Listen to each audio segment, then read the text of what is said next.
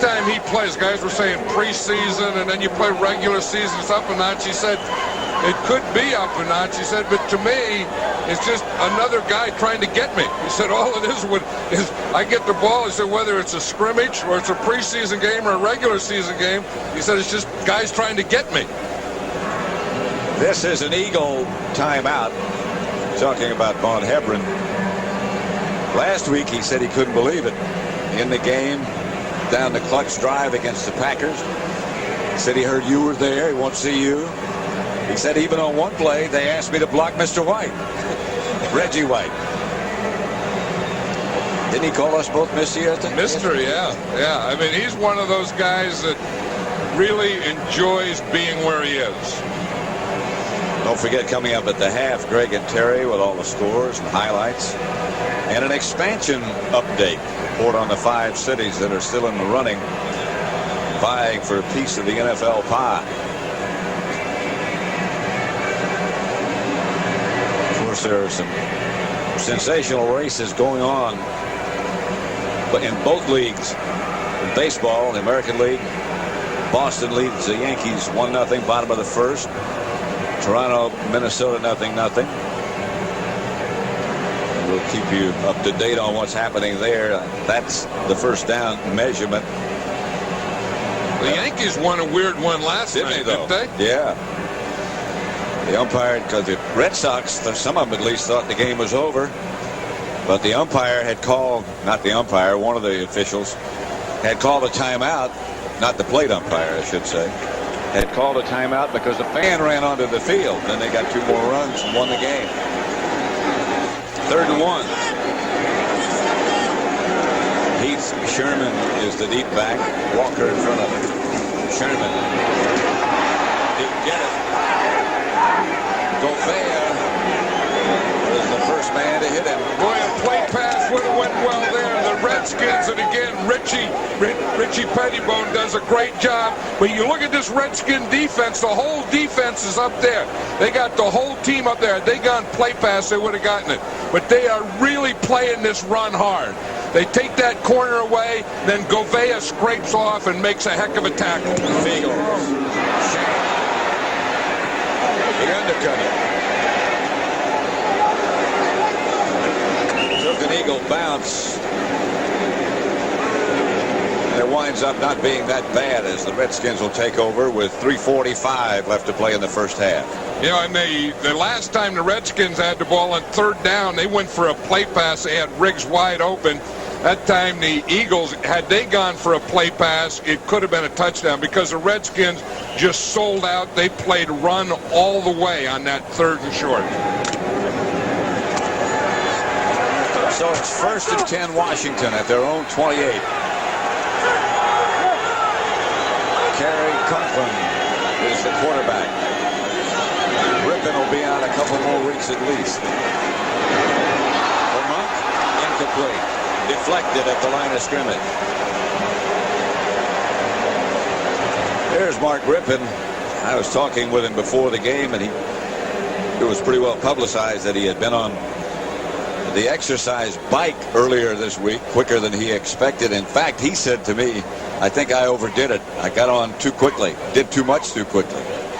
You know, he's one of those guys that, you know, heals quickly, and he says that, and the doctors say that, and the trainers say that, but by the same token, you can't push it. I mean, nature has a place in healing. 2nd and 10. Brooks breaks out on the draw play momentarily. Looked as if he'd be stopped behind the line of scrimmage. He came out of that. I tell you, there's 2 things. First of all, Clyde Simmons hits him, and then you're going to see Byron Evans come in and miss him. There's Simmons right there. There's Evans right there, and you're not going to see that happen often. Now, Evans is playing with a cast on his hand, and he has a little tough time wrapping up. But this is a great spin move. Watch 56 Evans. He's reading that thing perfectly. The minute he grabs him, Brooks spins, and he spins right out of that tackle. On 3rd down, Conklin, incomplete.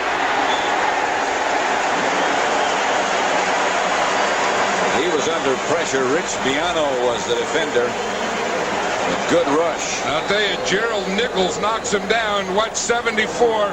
He's coming around on a twist straight up the middle. Boom, and he hits him and throws him down just as he throws the ball. And I'll tell you, on those last couple of Conklin passes, they're getting closer and closer to an interception. Again, Sikahema back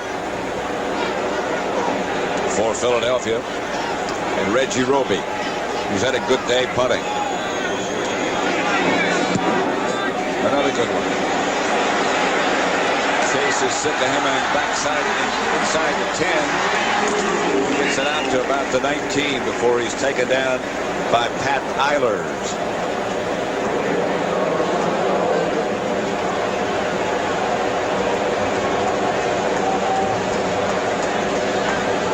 You know, one thing that you want to do, you talk about a long kick and, and hang time and all that stuff. Now, when he catches the ball, he has to have at least 5 yards. Now, if we stop it here, he catches it on the 10. Now, the closest guy is 35 on the 35.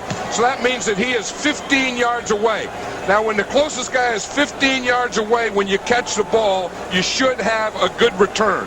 What you want in your coverage is you want the closest guy to be within 5 yards of the punt returner when he catches it. That's sort of always been a problem, if it's a problem, with Roby. He outkicks the coverage. Here's Cunningham. Deep pass is picked off at the last second by Darrell Green, who again made one of those recoveries that only he can make.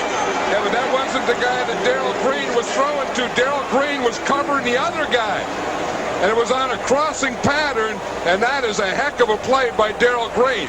If we just watch this, it's going to be a crossing pattern, and you're going to see Darrell Green is down here on the bottom of the picture. Now watch as it starts. If we stop it right here, here's the guy that Cunningham is throwing to. Here's Darrell Green here. Now watch this. Cunningham throws it. Green is covering this guy. He leaves his guy and goes right and makes that pass. So he was covering another guy and made the interception of another receiver, if that makes sense. Does to me. 1st and 10. Middleton was the move man. Conklin semi-roll right. Pass to McGee, who had a first down. Had to come back for the ball. And maybe he got it back, and maybe he didn't. Yeah, it takes a little while to work into a system. Of course, McGee is doing a lot of the things that Gary Clark used to do. That's a double move. He had a stop, a go, and then a stop again. And when he stopped, he came back to the ball and almost lost the first down. Yeah, we see the pressure here on Conklin, but he's a tough guy. He just steps up and throws it. And again, that was Gerald Nichols who hit him. Nichols has been all over him today. It is a first down. He did get it back, and this is Brooks. And he can't spin away from Clyde Simmons. We're coming up on the 2-minute warning left for the end of the first half. 14-10. Redskins lead. 2 minutes left. First half. Minutes left to play at Veterans Stadium in Philadelphia.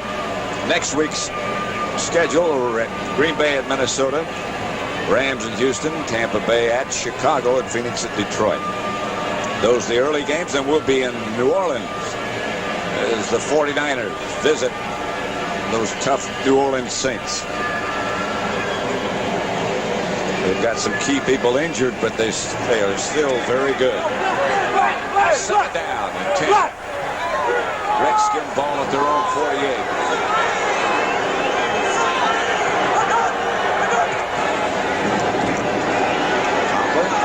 Middleton, incomplete.